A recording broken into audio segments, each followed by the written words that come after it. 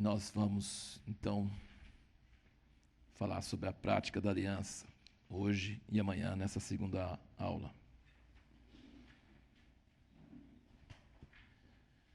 Nós estamos bastante impactados desde novembro passado, quando o irmão Asher esteve conosco. O irmão Asher é um profeta de Deus que conhecemos em 2009, lá em Israel, mora em Jerusalém, e ele esteve aqui conosco no Brasil por soberania divina, 2010, 2012, 2014. Ele falou da primeira vez, acho que não, ele esteve aqui em Sorocaba, e uma das primeiras mensagens que ele deu foi aquele que está no livreto ali fora, Fogo nos Olhos de Jesus. Muito forte, foi publicado na Revista Impacto, mas nós sentimos que precisava renovar isso e publicamos como livreto. Fogo nos Olhos de Jesus, as 3 vezes que fala que tem chama dos olhos de Jesus. E cada mensagem do Asher tem sido muito impactante, ele sempre tem um fundamento só, mas tem muita riqueza de variedade. Então, cada uma das vezes que ele veio, 2010, 2012, 2014, nós temos o conjunto de DVDs que dá, tipo, 6 vídeos e dá 12 ou 15 áudios. E, então, 3 vezes isso, você vê, nós devemos ter mais de 50 mensagens dele, e nenhuma repete a outra. Tem elementos que estão, mas é sempre novo. E dessa última vez, eu sempre desejei ter um relacionamento mais pessoal com ele, mas é um pouco difícil, porque é distante, e ele é uma pessoa muito profética, então ele não é uma pessoa que é fácil de você travar um relacionamento, né? Colei nele, assim, tal, trouxe de Uberlândia para Montemor, na primeira vez, no carro e tal, e a gente bate papo, conversa e tal, mas era difícil entrar num relacionamento mais pessoal. E ele também é muito requisitado, anda pelo mundo todo, ele tem peso por Deus, ele é uma pessoa muito especial. E ele lê a Bíblia direto, ele lê a Bíblia em hebraico direto, no carro, para você ter ideia, né? Ele está lendo a Bíblia. Eu sempre digo que no carro é bom para ter comunhão, né? Porque a pessoa não consegue sair fora do carro, né? Então, mesmo que ele não queira conversar, ele vai conversar, né? Então, mas ele ficava lendo a Bíblia. E ele conhece a Bíblia como poucos que eu conheço, mas ele sempre está lendo a Bíblia. É parada de ônibus, é parada no posto, é impressionante. Então, assim, é um negócio. E ele não prega sem ter 1h30, 1 hora e meia para orar antes da pregação no local. E ele quase não come, tem vezes que a gente fica até preocupado, né? Então, assim, é bastante interessante. Mas eu, nesses tempos todos, colando e tal, e dessa última vez deu para ter uma comunhão maior. E tinha... Acho que ajudou bastante. Agora estou pensando assim, aconteceu. A mulher veio junto com ele, viu? A melhor metade do homem ajuda você a conhecer o homem, tá? Então você fica só com o homem, é meio difícil. Agora pega a mulher dele, se ele vem junto, então aí ele veio junto com a mulher dessa vez. Então realmente deu para entrar bem mais na pessoalidade, conhecer, conversar. Mas eu acho que era hora de Deus também, acho que tinha alguma coisa. Então, desde a primeira vez eu tinha pegado um livro chamado Relacionamento de Aliança, um livro grosso, um manual de integridade e lealdade. Mas é um livro grosso, eu nunca tinha lido, mas a Suzana leu, o Roberto leu, o pessoal gostou, mas assim, é um dos primeiros livros que ele publicou 25, 28 anos atrás. E ele começou a falar algumas coisas que era parecido com o título do livro. Aí eu perguntei, você ainda crê as coisas que você escreveu naquele livro, 25 anos atrás? Ele falou assim, sabe que eu não li esse livro faz muito tempo, não sei. Dá uma lida e vê para mim, né? Vê para mim se e tal. Aí eu comecei a ler o livro e fiquei impressionado, porque, na verdade, o livro é grande, o livro é bem grosso. Estamos traduzindo aos poucos e passando, mas o pensamento central é muito simples e muito forte, é isso que a gente queria repartir um pouquinho. Que radicalmente diferente do que esse cristianismo que a gente tem recebido e praticado. É bem diferente. Então, é uma visão, é uma lente que você põe para ler a Bíblia totalmente diferente do que a gente tem tido. E é interessante que o último livro que ele escreveu também, que saiu ano passado, chama Autoridade. Então é um livro grosso também. Esse eu ainda não li, comecei a ler, mas assim, eu li o outro sobre aliança, faz mais de 25 anos, e agora sobre autoridade, como que praticar autoridade. Os dois estão muito ligados. Então, se existe alguma coisa que Deus está fazendo na Terra hoje, Ele está mudando o conceito da igreja, dos cristãos, sobre o que é a Bíblia, quem é Deus, qual a maneira de agir uns com os outros. Está mudando radicalmente. Teve uma revista Impacto que nós publicamos um tempo atrás, Deus está mudando a regra do jogo. Ele está mudando, na verdade não está mudando, Ele está fazendo a igreja voltar para as regras originais, que são radicalmente diferentes do que nós temos praticado hoje. E eu brinco, né, no curso que eu dou sobre Israel, a igreja e os últimos dias, eu dou esse curso em muitos lugares e tal, brinco que Deus é louco, né, porque Ele enxerta oliveira brava numa oliveira boa. Isso não se faz, mas Deus faz. Porque você sabe o que é oliveira brava? É uma azeitona que não tem nada a não ser casca e semente. Então você nunca vai fazer isso. Por exemplo, nós usamos enxerto para laranja da Bahia, laranja sem semente. Alguém já parou para pensar, como é que planta uma laranja sem semente? Porque você planta semente, né? E a laranja não tem semente, então como é que você planta ela? A resposta é que ela foi desenvolvido, né, geneticamente e ela é feita só através de enxerto. E ela é enxertada no tronco do pé de limão, porque o pé de limão dá no mato, dá sozinho, dá de qualquer jeito. Limão dá em qualquer lugar, de qualquer jeito, porque é azedo e tudo que é ruim é fácil. É azedo e cheio de semente. Não vamos falar mal do limão, mas tudo bem. Limão tem muitas qualidades também, mas mas o pé de limão ele tem uma resistência para tudo quanto é coisa de praga. Ele tem um sistema de raízes. Ele é muito forte, ele é muito resiliente, ele aguenta mesmo, né? Então você pega e corta todos os galhos dele para ele não poder dar nada e você enxerta o galho da laranja da Bahia. Que os irmãos na Bahia não chamam de laranja da Bahia, chama de quê? Não sei o que se chama lá. Laranja lima? Laranja, seja o que for. O resto do Brasil chama de laranja da Bahia, não sei por quê. Deve ser porque os baianos são espertos para plantar laranja. Mas não sei. Eu sei que essa laranja, então, você enxerta ele e ele vai usar o sistema de raiz do limão e vai dar aquelas laranjas grandes. E se você não cuidar, o toquinho de limão vai soltar um galho de limão e você pode ter um pé que dá limão e laranja da Bahia. Mas você não deve deixar, porque senão ele vai dar só mais limão e o outro não vai prestar, vai roubar a força. Mas, em síntese, é só isso. Enxerto sempre pega o melhor e põe no pior, tá? Você pega o que é difícil, complicado e não é muito natural e você enxerta ele para ficar melhor.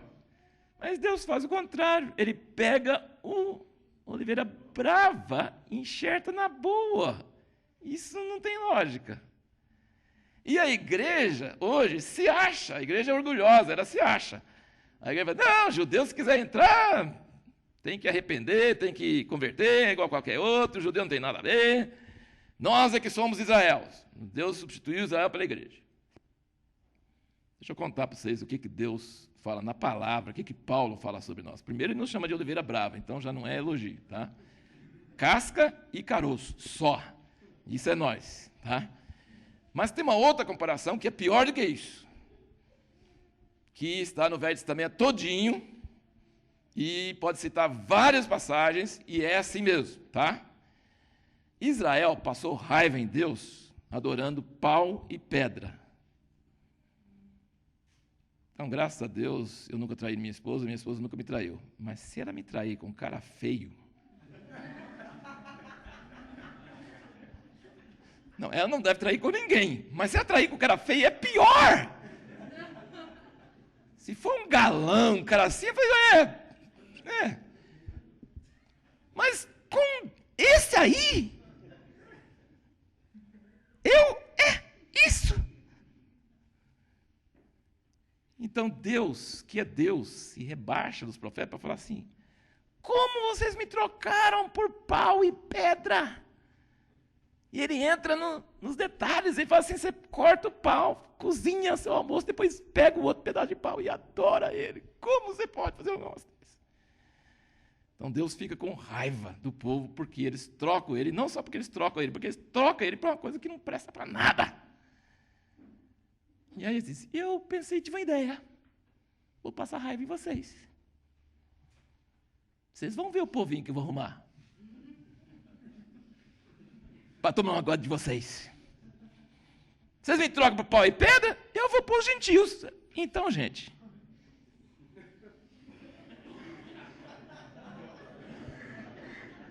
a gente não é grande coisa não, tá? A gente foi escolhido para passar raiva em Israel, só isso. Sabe? Vocês me fizeram raiva com aquilo que não é Deus, eu vou fazer raiva com vocês com aquilo que não é povo. Isso que está escrito nessas palavras no Velho Testamento. Então, Deus não tem grande conceito de nós. Nós não temos identidade, nós não temos tradição, nós não temos os costumes, nós não temos nada. Nada que um povo pode ter. Nós só temos uma coisa: a misericórdia de Deus para entrar, porque os outros pecaram. Então, o orgulho da igreja é uma coisa que não devia existir, né? Porque os judeus também não estão com nada, porque eles desobedeceram tudo, o Velho Testamento registra tudo que eles fizeram de errado, então eles já estão, a ficha deles está toda suja mesmo, né? Então eles vão ter que arrepender, entrar aí, e fala em Romanos 11, né? Quando chega no fim, fala, todos foram nada, e Deus vai ser exaltado por tudo isso, né? Mas ao ser enxertado na raiz da oliveira, nós precisamos, o Abinério vai falar um pouco sobre isso, nós precisamos entrar na herança e na seiva dessa oliveira. E eu acho que nós, assim como ministério, em parte, nós estamos impactados. Normalmente nós estamos impactados, sempre com alguma coisa. Mas agora nós estamos mais impactados ainda com a questão de Israel. Deus vai reenxertar Israel na oliveira. Ele vai restaurar para nós a herança profética de Israel, e nós que não éramos povo, vamos passar a ser povo junto com os judeus, então nós vamos ter que mudar muito, amém? Nós vamos ter que mudar muito. Então, acho que várias palestras durante esse CPPI vão girar em torno desse assunto, porque esse assunto é o assunto da hora, e acho que nós não vamos sair disso até Jesus voltar, porque nós estamos, o rio está começando a fluir junto e vai começar essa grande divisa que tem entre Israel e a igreja vai diminuir cada vez mais. E isso tem consequência para eles, mas tem consequência para nós também. Então, essa história de católico e protestante, evangélico, pentecostal, essa história vai ficar para trás. Isso vai ser desatualizado. Porque isso é coisa que não é inspirado por Deus e vai começar a voltar para a história real, verdadeira, daquilo que Deus quer para o homem.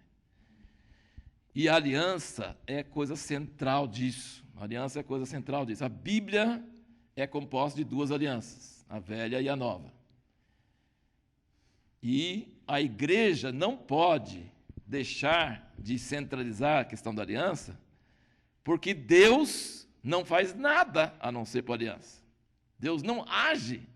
Deus não levanta uma mão, não faz nada a não ser por aliança. Deus ele não precisaria, ele não precisa, porque não tem ninguém que manda nele. Pode ser, se ele quisesse ser um Deus arbitrário, se ele fosse, não, eu estava querendo abençoar ontem, hoje eu já cansei de abençoar, agora vou amaldiçoar. Se ele quisesse ser arbitrário, as pessoas acham que às vezes a natureza é meio arbitrária, e então que o Deus do universo é uma pessoa arbitrária. E ninguém manda nele, ele poderia ser arbitrário, ele podia fazer o que ele quiser, na hora que ele quiser.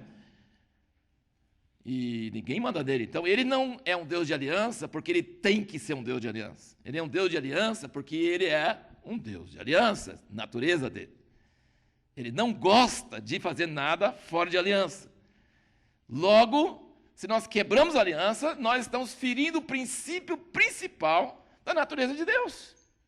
Ou seja, As igrejas que o pastor briga com outro pastor, sai e divide a igreja, quebra um relacionamento de amizade de muitos anos, ele está não apenas dividindo uma igreja, causando discórdia entre os irmãos, ele está quebrando um princípio divino, eterno.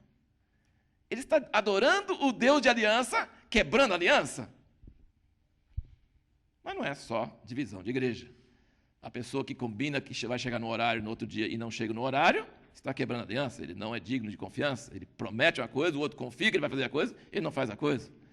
A pessoa que vende uma coisa por um preço, sabendo que tem defeito, ele é um cara que não tem integridade.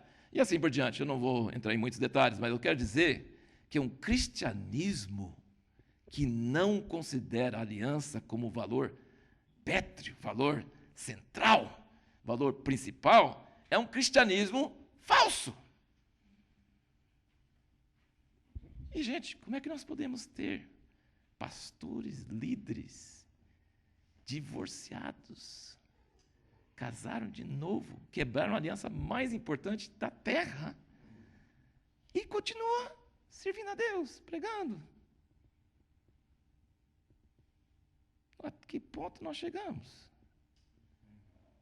Está brincando com Deus, pregando a palavra. Ele diz aqui na Bíblia, eu posso ler para vocês, eu odeio o divórcio. Eu odeio o divórcio. Seja fiel com a mulher da sua mocidade. Então, não está em parábola aqui, e não é só por causa de casamento, Deus tem uma lei mais restrita sobre casamento, não, tem a ver com a natureza dele, tem a ver com ele. Não estou entrando em todos os detalhes, né, de divórcio e novo casamento, pessoas que vêm do mundo estourado, pessoas que tiveram problemas sérios. Não estou querendo jogar condenação, ninguém nessa base. Deus sabe, tem muitos caminhos para a gente entender essas coisas, e Deus, mas eu estou querendo dizer, você não pode considerar isso como normal. Você não pode considerar isso como... Ele diz que odeia, então assim, não tem condição. Vamos pensar um pouquinho o que é uma aliança. Porque a gente diz que Deus não faz nada sem aliança. Gente, vamos usar o casamento em si, vamos falar sobre casamento. Qual que é a palavra que deve ser dita em todo casamento? Qual o momento principal do casamento? A gente tem a entrada da noiva, a gente tem as flores, a gente tem as músicas, a gente tem a pregação, a gente tem os padrinhos, a gente tem os presentes, a gente tem a comida, a gente tem brigadeiro, porque se não tiver brigadeiro não é casamento que presta, por aí. Aqui no Brasil, né? Nos Estados Unidos não, mas aqui no Brasil é. Mas eu já tive em casamento onde a coisa principal do casamento não teve. Não teve a coisa principal do casamento. Porque tem gente que fala assim, eu faço casamento. Ninguém faz casamento, gente. Você não faz casamento, eu prego em casamento. A pessoa que fala aos noivos, vem para cá e tal, ele está só organizando a reunião, mas não faz casamento. Faz casamento é o noivo com a noiva, eles que fazem o casamento.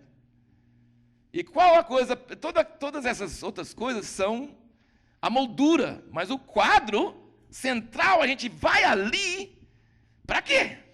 A gente vai ali para o casamento. Por que a gente vai ali? Comer os docinhos é bom também, mas é moldura. É moldura, não é o principal. São os votos. Esse é o casamento. O casamento é uma aliança. Promessa.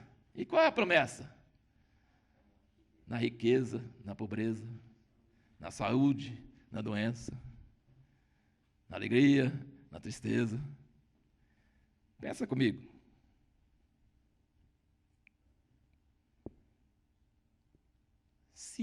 Porque quando a gente casa, é vantajoso para os dois, senão não casava. Não é só dar no pé, né? Não precisa casar, é vantajoso para os dois. Os dois acham vantajoso. Todos os dois, é vantagem. Se fosse sempre vantajoso para os dois, precisaria fazer uma aliança de casamento? Porque não tem doença, então sempre vai ter saúde. Dinheiro, sempre vai ter dinheiro. Beleza, sempre vai ter. Se fosse, né, o caso. Então, não precisa fazer aliança, porque sempre nós vamos estar juntos, porque é vantajoso para os dois. Logo, não se faz aliança se é vantajoso para os dois. Se faz aliança porque é vantajoso agora, mas no futuro não vai ser. Então, meu filho, promete agora quando é bom, porque quando for ruim você vai ter que aguentar. Só se faz aliança assim. A aliança é feita para poder pôr peso em cima. É como se fosse um alicerce. Pode investir, que é confiável. Porque hoje é vantajoso, amanhã pode não ser, mas vai continuar firme do mesmo jeito. Então, eu brinco muito com as pessoas, né? Que o pessoal só erra quando a gente fala qual é o primeiro dos 10 mandamentos, né? Qual o primeiro dos 10 mandamentos? Todo mundo erra, sempre assim. Esmalha católico, né? Idólatra, não sei o quê. Mas quando você fala para falar o primeiro mandamento, eles falam exatamente o que o catecismo diz. Amarás o Senhor teu Deus. Fala com aquela cara tão santa que não lê a Bíblia, né? Uma cara santa que não lê a Bíblia. Né? Primeiro dos 10 mandamentos. Qual é o primeiro dos 10 mandamentos? Amarás? Não tem nada de amor. O primeiro mandamento dos 10 não é amor. Amor é uma coisa que você não pode mandar. Amor é uma coisa que vem depois. O primeiro mandamento não tem nada de mandar. É não terás outro. Só isso. Essa é a primeira lei de qualquer aliança. Eu vou estar com você, você vai estar comigo. Pronto, você promete não ter outro? Bom, beleza, dá para andar. Mas você vai me amar? Uns dias sim, outros dias não. Não garanto nada. Mas eu não vou ter outro. Vou ficar com você direto. Não terás outro. Deus não pediu para amar. Ele pediu para não ter outro. Obviamente, se você não tiver outro, você vai amar. Porque Deus fabricou desse jeito. Mas a questão não é, deixa eu ver se eu estou sentindo amor. Não precisa sentir nada, é só não ter outro. Nossa, traz um alívio, não traz? É um alívio, não precisa amar, só não ter outro. Pode até ficar com raiva, jogar xícara no outro, pode sair emburrado e ir para casa da mãe. Pode. Quem falou que tem que ficar junto?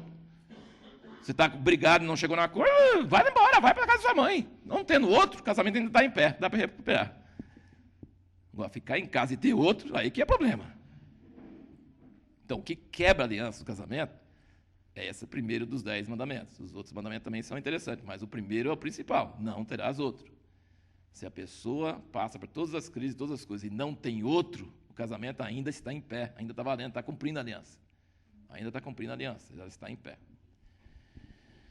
Então, uma aliança nos dá segurança, nos dá um descanso de que quando for vantajoso vai ser maravilhoso. E quando não for vantajoso, a gente vai continuar do mesmo jeito, então pode investir. Pode ter filhos, os filhos não vão ficar desabrigados, pai e mãe separados, não, eles vão ficar juntos. Mas aí se der uma incompatibilidade, uma briga, não tem problema, eles vão ficar juntos. Os filhos, pode ter filho, porque o filho tem teto, ele tem lar, ele vai, o compromisso é sério. Pode investir, pode investir. Pode apostar em cima, pode apostar em cima. E, gente, a economia do mundo é baseado em confiança.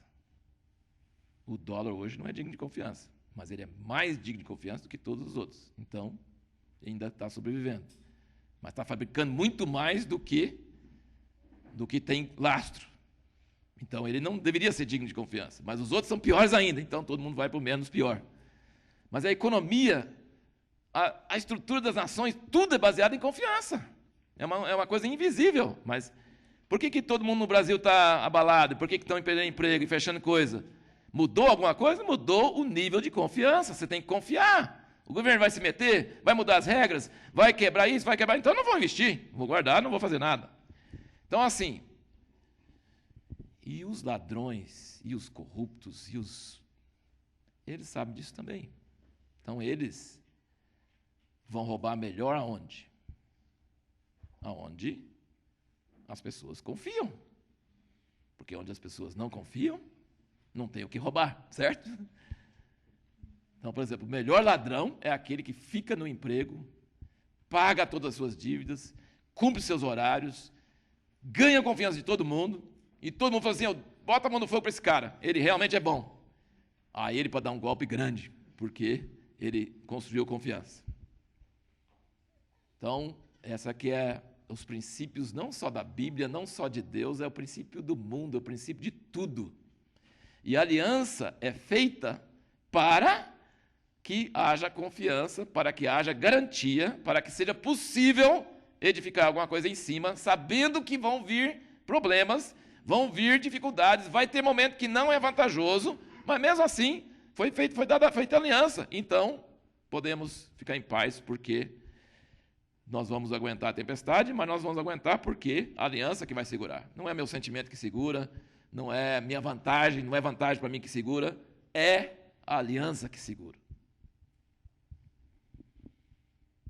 E você percebe, então, que Deus não precisaria fazer aliança, porque Ele não mente, Ele não faz nada errado, e não tem ninguém em cima dele, não tem nenhum juiz que ele vai... Então, Ele não precisaria fazer aliança, mas Ele faz aliança. Em outras palavras, se Deus não precisaria fazer, Ele não pode mentir, é uma pessoa que cumpre exatamente o que Ele fala, por que Ele faz aliança? Porque Ele quer nos dar absoluta segurança sobre as suas intenções. Ele quer que nós tenhamos absoluta certeza que Ele não vai fazer outra coisa a não ser aquilo que Ele se comprometeu a fazer. Hebreus diz por duas coisas imutáveis. Porque se Deus só falar, já seria certeza, deveria ser certeza. Mas Deus ainda faz aliança conosco e expressa aliança, então Ele não quer que a gente fique confiando só nele, Ele quer que a gente confie na palavra dEle, na aliança, da promessa dEle. Então Deus é maravilhoso, não é? É maravilhoso. Agora, Ele quer que nós andemos dentro desse contexto também.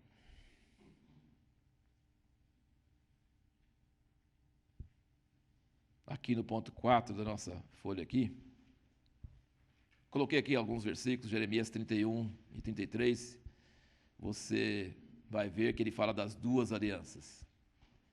Então ele fala sobre a nova aliança dentro da velha, né? Então ele fala assim, eu vou fazer uma nova aliança, não conforme aquela que eu fiz com seus pais, a qual eles quebraram, né? Então assim, ele é muito claro na Bíblia sobre a nova aliança, que é o Novo Testamento. E nós temos um conceito muito errado hoje sobre isso, mas a gente precisa voltar para a palavra sobre isso. O ponto número 4, coloquei aqui. O propósito de Deus em criar o mundo e o homem é desenvolver relacionamentos. Na obra de Deus não há nada mais importante do que os relacionamentos. Deus não deseja apenas que tenhamos um relacionamento correto com Ele, mas que tenhamos também relacionamentos corretos uns com os outros. Então, Deus está interessado em salvação de almas, em cura de enfermos, em projetos sociais, em oração. Deus está interessado em muitas dessas coisas. Mas acima de todas essas coisas, Ele está preocupado com os relacionamentos que são a base dessas coisas. Ele não quer que a gente fique assim, Ele não é um Deus de relacionamento a tal ponto que fala assim, vamos ficar sentado olhando para o outro. Como é bom estar com o Senhor. E ele fala, como é bom estar com você. E fica toda vida, é meio enjoativo isso aí, né? Então Deus fez o mundo material, fez todas as coisas, porque Ele gosta de projetos, Ele gosta de coisas. Então, assim, Ele sabe que relacionamento não é só ficar conversando e curtindo relacionamento. Relacionamento se trava fazendo. Então Deus gosta que nós façamos coisas, Ele gosta que nós sejamos envolvidos. Mas Ele não está interessado tanto no resultado desses projetos, quanto Ele está interessado em nossos relacionamentos ao fazer os projetos. Porque os projetos vão passar, mas os relacionamentos são o alvo principal dele. Então, Deus está preocupado com relacionamentos. E pessoas sacrificam relacionamentos por causa da obra de Deus. Não, eu fiz isso, eu tive que separar do irmão, eu tive que brigar, tive que para proteger a igreja, para proteger, para aumentar a obra, porque não está... Meu filho, você esqueceu que Deus não está interessado tanto no projeto, ele é mais interessado no relacionamento, que é a base do projeto. Então, isso assim muda muito a nossa prática, muda muito a nossa visão. É bom ter visão das coisas, é bom gostar de fazer as coisas, é bom ver o resultado das coisas, mas Deus está mais interessado no relacionamento do que no resultado das coisas. Dá para entender isso, irmãos? O Asher fala no prefácio desse livro, ele fala que para Deus, uma igreja de 5.000 membros não tem 5.000 membros. Quantos membros essa igreja tem? Aí ele devolve a pergunta. Quantos membros dessa igreja têm relacionamento significativo umas com as outras? Quantos confiam uns nas outras? Quantos têm aliança umas com as outras? E mesmo que vier tempestade, vão continuar firmes nessas alianças umas com as outras? 50? Então essa igreja tem 50 membros. Aí os outros 4.950 são plateia. Vem um ventinho, tudo vai embora. Vem um problema, vai tudo embora. Não tem nada a ver, não tem nada se segura. Gosto de ir ali porque é grande, porque fica no meio da multidão, porque tem renome, falar na cidade eu pertenço a tal igreja. Tem muitos motivos que as pessoas vão para a igreja. Nossa, a igreja abençoada, tem um louvor maravilhoso, dá para sentir bem, sai com paz, sei lá. Tem um monte de coisa. Mas Deus não está nem aí para isso. Ele está fazendo quem confia um no outro. Quem tem aliança um com o outro. Quem que vem o mal, pior, tempestade, tudo, e aí ainda vai continuar a mesma coisa? Esses são a igreja. O resto é plateia. Percebe? Então, assim, isso acho que torna bem visível esse negócio que eu estou falando, que Deus está interessado em relacionamento. Ponto número 5 aqui. A base de qualquer aliança são os dois fundamentos do caráter: integridade e lealdade. Integridade tem a ver com o seu caráter e lealdade tem a ver com o seu relacionamento com outras pessoas. Tá? Integridade significa que em tudo que você faz, você está 100% presente. Chama íntegro ou integral. Né? Então, você não fala uma coisa para ele e outra coisa para ela. Você não fala uma coisa hoje, outra coisa amanhã. Você não fala amanhã estou lá 8 horas, depois amanhã você está lá, estou com sono, não vou não. Entendeu? Então, assim, isso chama torto. Pessoa torta. Hoje, se der certo na dobra, por exemplo, se a curva der no mesmo horário, aí ele vai estar lá na hora. Mas só porque a curva coincidiu. Entendeu? Porque a pessoa reta, ela fala 8, amanhã é 8. A pessoa que curva, fala assim, se eu estiver bem, se eu não estiver com dor de cabeça, se eu amanhã bem, se eu tiver tudo certo, eu vou estar. Então, assim, pessoa íntegra é uma pessoa que o que ela fala é o que ela pensa, o que ela promete é o que ela vai cumprir, ela é uma flecha reta. Né? Então, retidão, integridade, justiça, são todos termos diferentes. Alguém disse que os rolamentos são baseados em esferas, e as esferinhas ficam rodando dentro do rolamento, e tem pouco desgaste, mas tem desgaste, porque eles não são justas. O que é justo? É ser perfeitamente redondo. Elas nunca são perfeitamente redondas, porque na gravidade é impossível. Por isso que lá no espaço, fora da gravidade, dá para fazer ele ficar mais perfeitamente redondo, logo dá para fazer um rolamento mais durável. Mas perfeito, aqui na Terra material, não é possível, é só imaginário que pode, né, fazer uma coisa perfeita. Então, tudo que é material é corruptível, tem desgaste, ele vai se desgastar. Então, justiça não é só uma coisa moral, justiça é uma questão de ser realmente íntegro, reto, correto. Então, integridade é essa coisa do caráter. Principalmente tem a ver com a verdade, com a honestidade, com você falar e cumprir, como você ser reto. Agora, lealdade tem a ver com os seus compromissos com as outras pessoas. Significa que você não vai parecer amigo e depois fazer coisa que amigo não faz, tá? Você vai realmente cumprir com os seus relacionamentos até o grau que você chegou, você vai manter aquilo, mesmo que for para prejuízo seu, você vai continuar sendo fiel àquela pessoa. Na ausência, na presença, de qualquer forma, significa que a sua sua lealdade às pessoas é mantida. Estão bem interligados um com o outro, mas um é mais de sua propriedade, de sua pessoa, e outro é em relação às outras pessoas.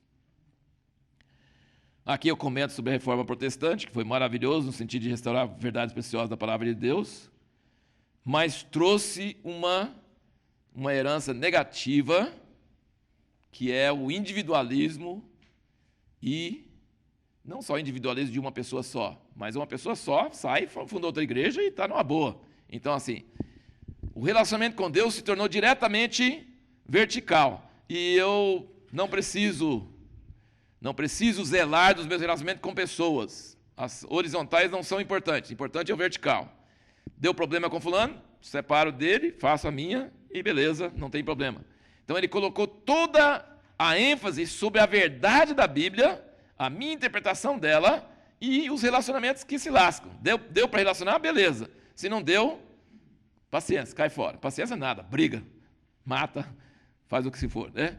Então, isso aí começou já com os reformadores mesmo. Eles brigavam entre si e não era importante manter o relacionamento. É importante a verdade. E se hoje os sem igreja estão até mais protestantes que os outros, né? Porque, na verdade, o centro da igreja protestante é a palavra, e hoje você pode ouvir a palavra nos livros, na televisão e outras coisas, você nem precisa sair de casa, porque a salvação é crer na verdade, praticar a verdade. E você ia para a igreja para ouvir a verdade, agora nem precisa ir para a igreja para ouvir a verdade, então você não precisa nem encontrar as pessoas chatas, né? As pessoas que o Pedro vai nos ensinar que são doutores. Eu sempre chamo a pessoa, ô doutor, como é que vai? Eu tenho que parar de falar isso. Toda vez que eu pego para chamar a pessoa de doutor, eu lembro do Pedro Arruda, e aí vocês vão descobrir por que é isso depois, não vou nem falar por quê, mas ele chama as pessoas chatas de doutores, e eu chamo as pessoas de doutor sem querer ser chato, eu tenho que parar de falar isso.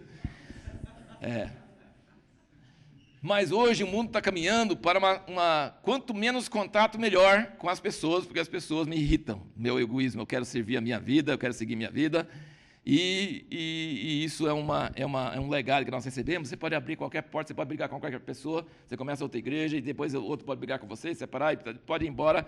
Isso aí, nós temos todo o direito de fazer isso, e a base da Reforma Protestante nos deu esse direito de cada um interpretar a Bíblia e separar. Então, isso é uma heresia, né? Isso é uma heresia porque não é bíblico. Deus não está falando, eu gosto só da verdade, eu não gosto do relacionamento. Ele está dizendo, eu centralizo o relacionamento. E não estou, assim, sacrificando o relacionamento por causa da verdade.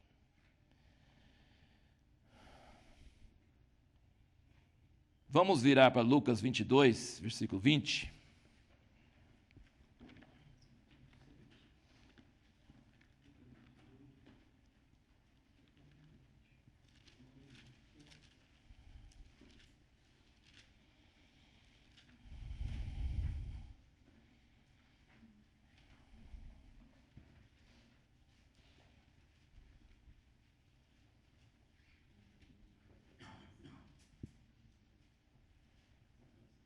Nós estamos no ponto número 7 aqui do esboço, e esses versículos que estão aí, nós vamos ler eles rapidamente aqui.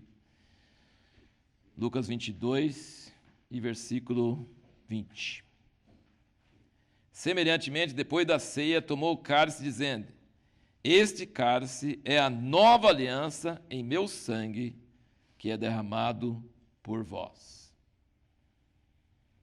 1 Coríntios 11, 25 é a mesma coisa. Repetindo, né? Paulo falando o que Jesus disse. 1 João 3, vamos lá, 1 João 3.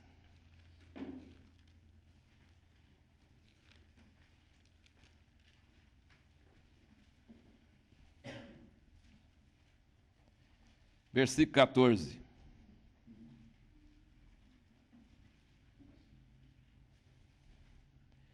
Nós sabemos que já passamos da morte para a vida, porque amamos os irmãos. Quem não ama, permanece na morte. Todo o que odeia seu irmão é homicida, e vós sabeis que nenhum homicida tem a vida eterna permanecendo nele. Nisto conhecemos o amor, que Cristo deu a sua vida por nós, e nós devemos dar a nossa vida pelos irmãos. Ou seja, nisto sabemos que passamos da morte para a vida, porque acertamos o credo correto, não erramos nenhuma vírgula, nenhuma palavra. Nisso sabemos que acertamos porque conseguimos expulsar demônios e falar em línguas. Qual é a prova maior de que passamos da morte para a vida? Que eu amo a Deus, eu tenho paixão por Deus, eu choro de paixão por Deus. Não provou nada. Nisso sabemos que passamos da morte para a vida, se amamos os doutores. Se amamos os irmãos. E os irmãos vêm em todo formato. Os irmãos têm todo tipo. Passamos da morte para a vida porque amamos os irmãos. Nisto conhecemos o amor que Cristo deu a sua vida por nós, nós devemos dar a vida pelos irmãos. Capítulo 5, versículo 1. Todo aquele que crê que Jesus é o Cristo é nascido de Deus. E todo aquele que ama ao que o gerou, ama também ao que dele é nascido. Efésios 2, 19.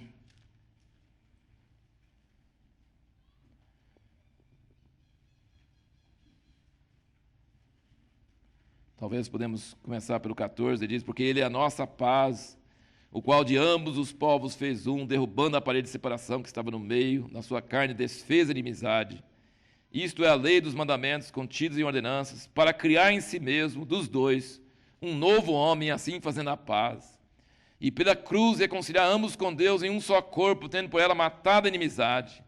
E vindo ele evangelizou paz a vós que estáveis longe, e paz aos que estavam perto, porque por ele ambos temos acesso ao Pai em um mesmo Espírito. Tá? Então, essa é a nova aliança. É a nova aliança. Deus tirou a maldição pelo sangue da sua cruz, matou o problema, e agora nos deu paz com Deus, maravilhoso. Todo mundo prega o evangelho e fala, você tem que ter paz com Deus. Mas eles param no meio do caminho, porque não pode parar. É isso que eu estou querendo mostrar, gente. Nós temos uma heresia que nós herdamos de que é possível ter paz com Deus e não ter aliança com as pessoas. Não é bíblico isso. Ele nunca falou em nenhum lugar. Mas é graça, irmão, não tem mais regra. Quem disse? Está escrito, vocês viram aqui várias vezes. Nova aliança. A aliança tem regras. Que a primeira é, não terás outro. Quer dizer, você tem um relacionamento com pessoas que você tem que ser leal. Então, é graça. Sim, é graça. Agora pode fazer o que quiser? Não. Você está em aliança. Você quer fazer uma coisa que você quiser? Não tem aliança. Aliás, uma coisa boa de observar. Deus tem mais problema com quem tem aliança e quebra do que quem não faz.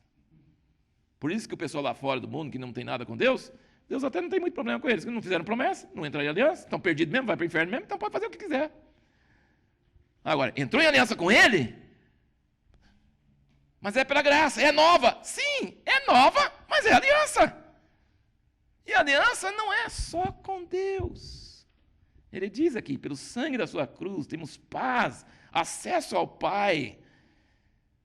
Tirou nossa maldição. Aí o que ele diz? Versículo 19. Assim, pois, não sois mais estrangeiros nem forasteiros. Antes sois concidadãos dos santos e membros da família de Deus. Ou seja, você não simplesmente é liberto de seus pecados para ficar solto por aí. Você é liberto de seus pecados e imediatamente você é enxertado num corpo, numa família, numa cidade, com cidadãos, membro da família, irmãos. Ah, não gostei deles, não tem problema, você não escolhe, você tem que gostar de qualquer jeito. Você escolheu os seus irmãos naturais? Se tivesse escolhido, você ia escolher outros, não ia? Mas irmão você não escolhe, irmão nasce, você não tem o que fazer. Ele pode pensar totalmente diferente de você, pode ser o que for, é seu irmão, você não escapa. Então, quando você nasce na igreja, na vida da nova aliança, você não nasce com escolha. Você não escolhe, eu gostei dele, não gostei dele. Não. Você não tem escolha. Você nasceu numa família. Dê graças a Deus, você foi introduzido numa família. E as pessoas com quem Deus te coloca, é Ele que coloca, e você tem que se virar bem com eles, porque se você não virar bem com eles, você não vai estar bem com Deus. Só isso. Com os cidadãos dos santos, membros da família de Deus. E Gálatas 6:10, aqui pertinho, 6:10.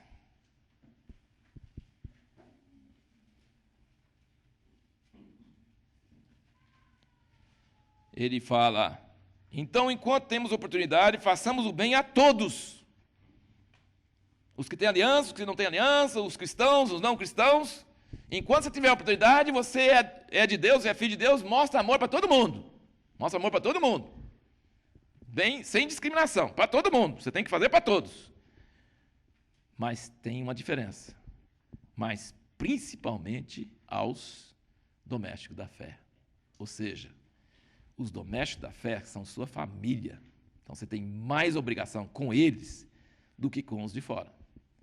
Então você já tem uma certa obrigação. Você nasceu de novo, você já tem certa obrigação.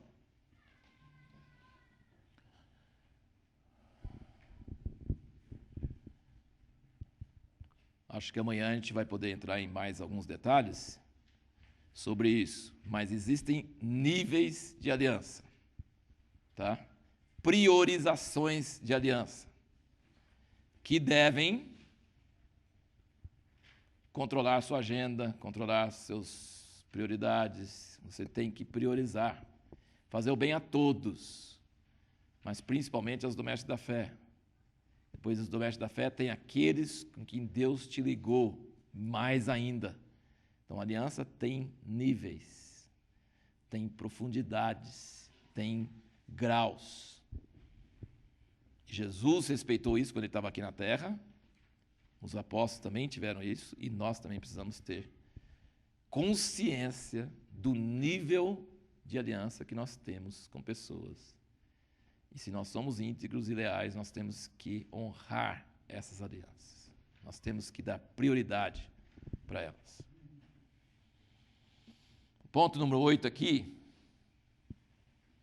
é algo que a gente sempre bate muito, mas está ligado com esse assunto de aliança, que é o secular e o espiritual.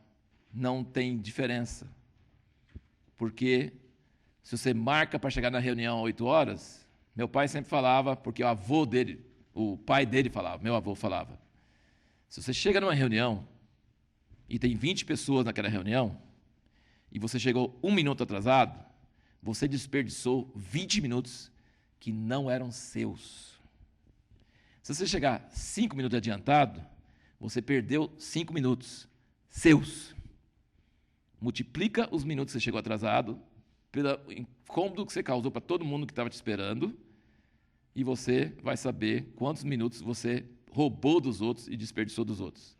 Chega sempre adiantado. O que acontecia com isso? Meu pai não só falava isso, o pai dele tinha falado com ele isso.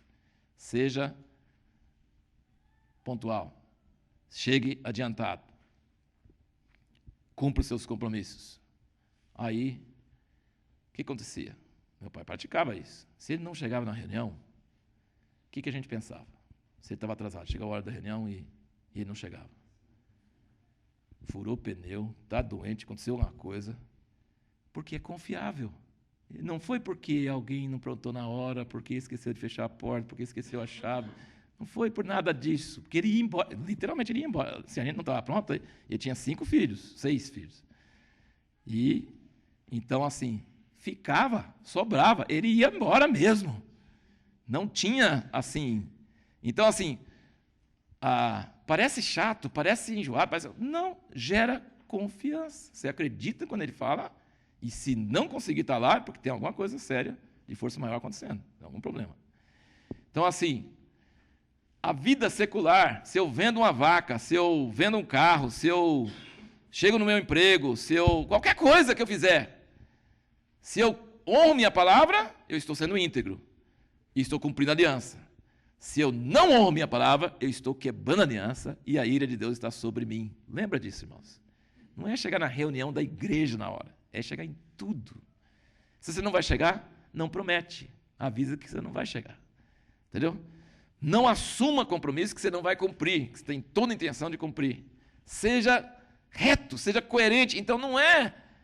Deus fala assim, eu não quero sacrifícios, eu quero justiça, eu quero cumprimento das coisas, eu quero retidão, quero integridade. Eu li esses dias um livro dos paraquedistas que tomaram Jerusalém, um livro muito interessante, porque segue a história da vida desses homens, desde 67 até hoje. Meu Deus do céu, não tem um grupo de homens mais diferentes um do outro. Né? Para você ter ideia, um foi preso como terrorista a favor dos árabes e o outro era CEO de uma das maiores empresas de aviação de Israel, para você ter ideia. E todos eram companheiros de armas e libertaram Jerusalém. Então, para você ter uma ideia, a história é fascinante, você tem um retrato no microcosmo da cultura, das pessoas, dos pensamentos. Um era músico, o outro era...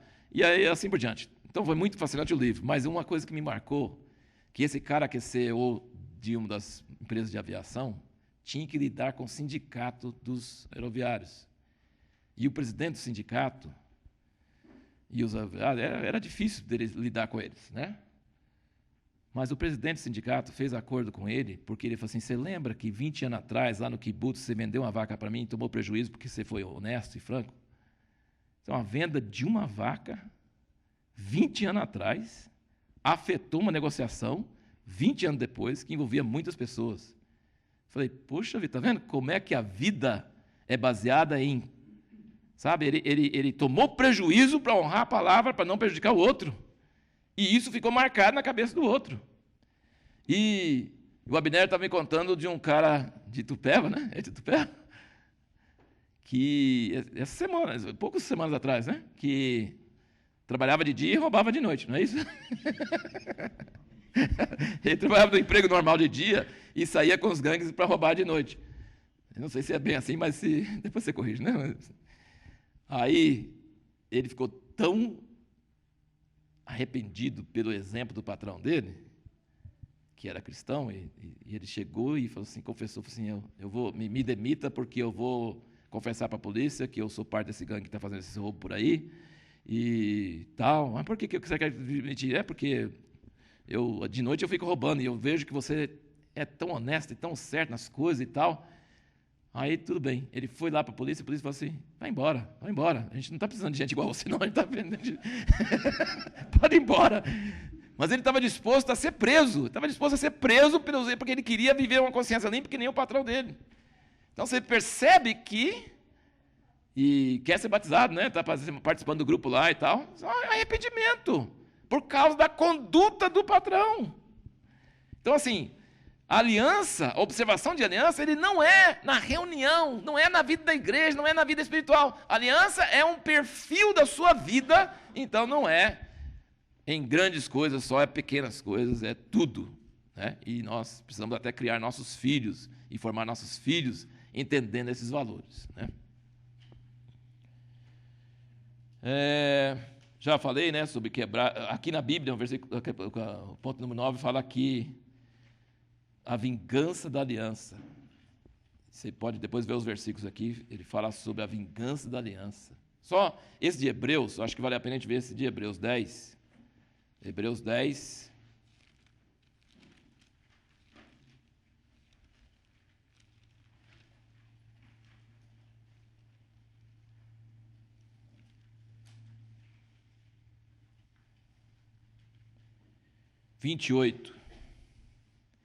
Havendo alguém rejeitado a lei de Moisés, morre sem misericórdia pela palavra de 2 ou 3 testemunhas. A lei de Moisés era a base da velha aliança, tá?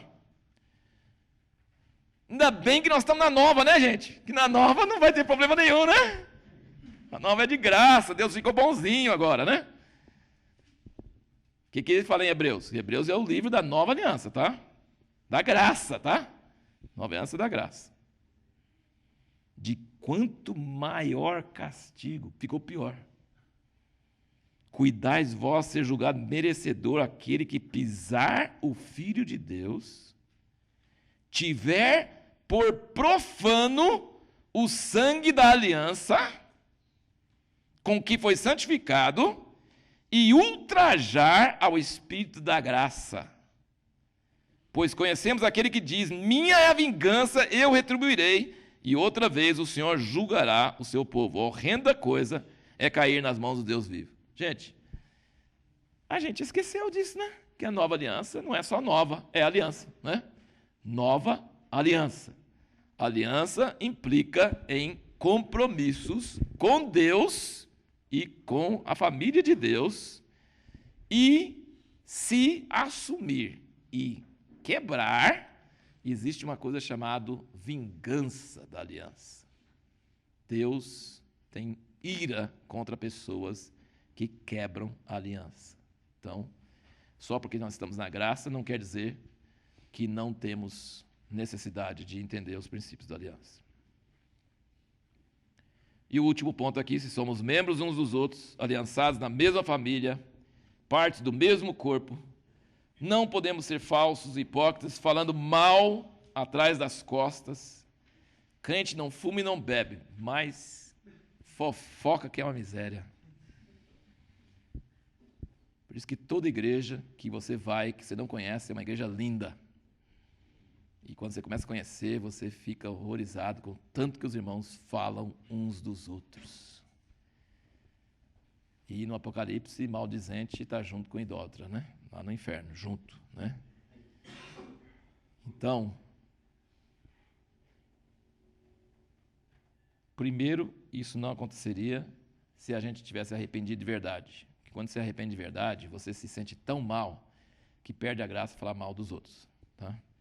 Você sabe, não, pode ser verdade que o outro seja mal, pode ser que ele fez isso, pode ser que aquilo, mas não tem graça.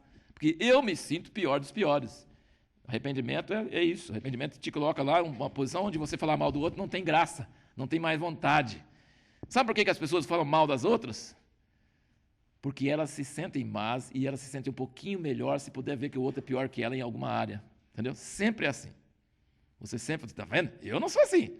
Assim, você só fala mal do outro porque fala assim, eu não faço isso. E ele faz, né? Está vendo como é que ele faz? Então, assim, essa é a dinâmica. Agora, o arrependimento dizia, eu não presto. Então, o outro não presta, né? Que novidade. Eu não presto, então, estou tratando disso. Outra coisa, quando alguém chega para corrigir você, você fala assim, quem é você para me corrigir? Você tem isso. Não, esse não é o assunto é você. Por que você está levando o assunto para ele? É o médico que fala assim, você está doente. Ele fala assim, mas você fuma, você vai ter câncer. Ele fala assim, mas você está me pagando para consulta. Eu não estou te pagando para me consultar. Então, assim, o que interessa se o outro que pode te falar algum erro tem condição de falar ou não tem condição de falar? O que interessa é se ele está falando a verdade ou não. Se não é verdade, não tem nada a ver. Mas se é verdade, pode ser o capeta que está falando. Nossa, um aluno do curso desse ano passou uma música para nós. Não sei quem, não sei como, eu pus no meu Facebook lá. O diabo falou que eu estou condenado na lei, que eu perdi tudo, que eu não presto para nada. Aleluia! O pai da mentira conseguiu falar a verdade! Não sei onde estava essa música quando eu comecei o curso de Evangelho para a Fé, mas é maravilhoso. As pessoas não se arrependem, por isso que começa a falar mal dos outros. Gente, se você arrependeu, você não fala mal dos outros. Você não fala mal dos outros. E outra, você entrou numa família. Se você tiver alguma coisa que falar, fala diretamente, olhando no olho. Você vai falar bem menos do que você ia falar. Você vai falar com cuidado, com amor. Você vai ouvir resposta e vai ser proveitoso. Entendeu? Então, assim, membros uns dos outros. Sabe, esse negócio de falar, gente, aquele negócio é desgastado demais, mas assim, vocês dão os dois numa canoa e você fala assim, o meu lado está furado, só o seu que está furado. Mas está na mesma canoa. Vai afundar os dois. Mas o meu está em ordem, o seu que está furado. Não adianta. Vai afundar os dois. Nós somos membros uns dos outros. O problema do outro não é só dele, é meu também. Então, assim, se a gente entender essas implicações da aliança, nós precisamos preservar a honra e a reputação dos nossos irmãos, confrontá-los se for necessário, falar a verdade em amor, Tudo isso está implícito na ordem de amar ao próximo como a si mesmo.